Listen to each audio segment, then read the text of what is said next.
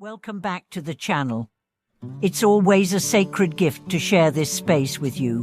Whether you're here for the first time or you've been on this journey with us across many reflections, your presence means everything. Today, we embark on a journey back in time, yet profoundly rooted in the human spirit that transcends all ages. We are diving into the lives of 10 extraordinary individuals, the 10 great disciples of the Buddha. These are not merely names from an ancient scripture or distant spiritual icons. These are mirrors. These are stories that still breathe, still echo, still guide. What makes someone a disciple? What makes someone legendary? And more importantly, why do their stories still touch something so deep within us thousands of years later?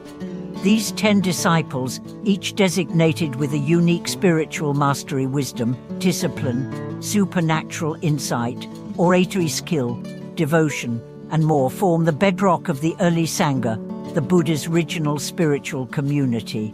But this is not a history lesson. This is a map of human possibility. These stories are not just to be remembered. They are to be recognized, because in every one of them, there is a piece of us.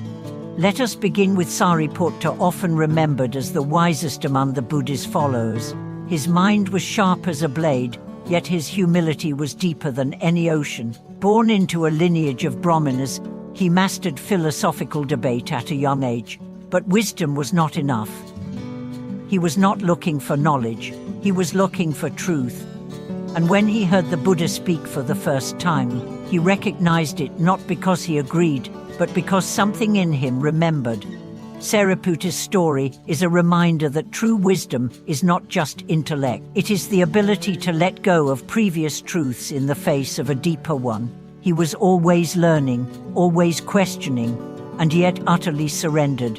His legacy teaches us that the smartest among us are not the loudest, but the quietest. Not the most certain, but the most open. Then there was Muhammad Kalayana, often referred to as the one with the greatest supernatural abilities. But his powers did not make him proud. Instead, they made him compassionate. He could see into other realms, communicate with beings beyond this plane. And yet what stands out about his story is not his ability, but his sorrow. He saw his own mother suffering in the lower realms, and it broke his heart open. His journey to help her birthed one of the most cherished traditions in Buddhist cultures today, the spirit of honoring ancestors with offerings and prayers. His life reminds us that real power is not in what you can do, but what you do it for. Power, when guided by love, becomes service. When guided by ego, becomes destruction. Ananda was the Buddha's cousin and closest attendant. He was called the one who remembered the most of what the Buddha taught. Nearly every teaching we have today was preserved because Ananda listened, not just with his ears, but with his whole being. He never left the Buddha's side. He asked questions on behalf of others. He spoke up when others were silent, but even he had his struggles. After the Buddha's passing, Ananda was left to grieve and grow in ways he had never expected. He wasn't immediately enlightened. He had to walk that road alone. Ananda teaches us that devotion is not perfection. It is persistence. It is care. It is being willing to carry something precious, even when you feel unworthy. Then there was Motakaswayapa, a stern ascetic who understood the value of simplicity. He chose the rough path, the path of letting go. He wore discarded clothes, lived in caves, and practiced extreme discipline. And yet, when the Buddha one day lifted a flower silently before his disciples, it was Motakaswayapa who simply smiled, revealing his inner understanding without a word. That moment birthed the Zen tradition. Motakaswayapa reminds us that insight is not always intellectual. Sometimes it's a smile, sometimes it's silence. Sometimes it's how you live, not what you say. Let's talk about Suphatai, known for his understanding of emptiness. He had a profound grasp of the nature of non-self, the ultimate truth that form is emptiness and emptiness is form. But he was not a philosopher. He was a practitioner. He understood that letting go of identity, pride, and even the desire to be seen as spiritual was the path to peace. He practiced invisibility, not by hiding, but by dissolving.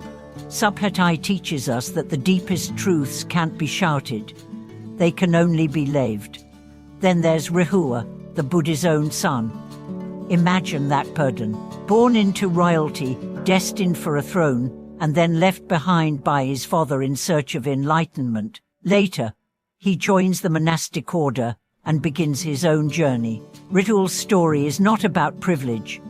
It's about humility. The Buddha was stricter with him than anyone. But Rahula never rebelled. She turned that pressure into practice. His life shows us that even when you start in the shadow of greatness, you can still become light. Apoli was a barber by caste, considered low in social rank at the time. But when he asked to join the Buddha's order, he was not only accepted, he was elevated. He became the foremost in discipline, the keeper of the monastic code. The Buddha didn't care about status. He cared about sincerity.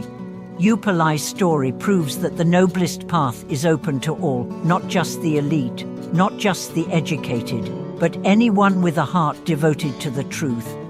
Then there was Purna, the master of teaching. He had a heart full of courage. He was not afraid to go into dangerous lands to spread the Dharma. He taught people who were hostile, people who rejected him, people who threatened his life. But he never stopped, not because he wanted glory, but because he saw suffering and couldn't look away. Purna reminds us that the real teacher doesn't preach for applause. He speaks because silence would be betrayal. There's also Katyayana, the master of analysis. He had the gift of clarity. The Buddha often asked him to explain teachings to those who were confused. He could take abstract truth and make it understandable. His skill wasn't in arguing, it was in illuminating. He teaches us that wisdom is not about complexity. It's about clarity. It's about helping others find their own understanding. And finally, we have Anuruddha, the one with divine vision. He could see the karma of beings, their past lives, their future possibilities. But his greatest vision was not supernatural. It was the ability to see his own inner blocks and clear them. Even with his gifts, he struggled. He worked tirelessly to purify himself. Anuruddha shows us that seeing clearly begins with looking inward. These 10 disciples are not 10 separate paths. They are 10 aspects of one journey, a journey of awakening, of service, of humility, of love. And their stories are not over. They are alive in you, in your questions, in your struggles, in your longing for truth. You don't need to wear robes to follow their example. You don't need a monastery. You just need a sincere heart, an open mind, and the courage to walk your own path honestly. So the next time you feel lost, remember Sariputi's wisdom. When you feel powerless, remember Mata Mujindha's compassion. When you feel unseen, remember Ananda's devotion. When you feel unworthy, remember Rahul's humility. You are not alone. You walk with them. Thank you for watching this video. If one of these stories spoke to you, share it in the comments. Tell us which disciple's journey resonates with yours, or how their lessons echo in your life today. And if this message touched your heart, please like, subscribe, and stay connected as we continue to explore the living wisdom of the Dharma. Your journey matters. Your story matters. Until next time, keep walking the path with courage, and may you find in every step the reflection of your highest truth.